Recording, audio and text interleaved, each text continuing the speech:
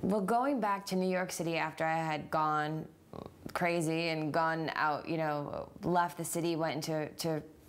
rehab and put my life back together, slowly but surely. I moved back to Manhattan about a year later, because I felt like there was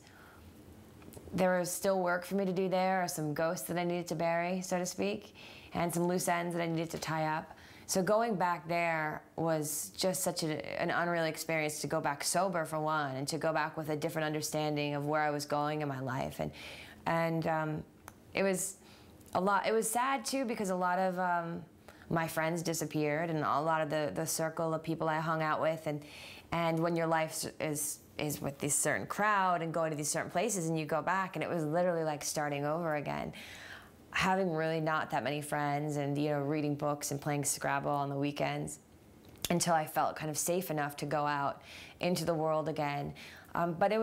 I'm glad that I went back to New York, and I stayed there for a few years before moving to the West Coast. But what was really an amazing experience was going back for my book tour, and going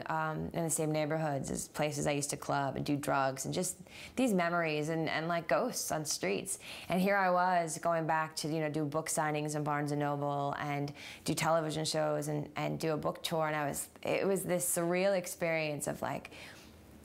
wow, I'm emotional thinking about it. That,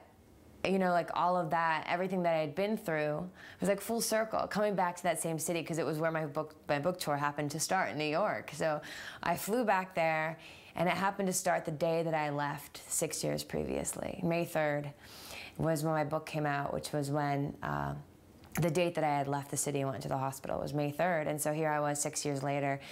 that same day in New York, signing books, and just feeling this sense of peace. And like I had come to that city, and I had learned a lot about myself, and I learned the hard way, but I was just so grateful for that, the fact that I had been through all of this to hell and back, and here I was now signing books in Barnes & Noble, feeling really proud of who I was, where I had been, and really excited for where I was going.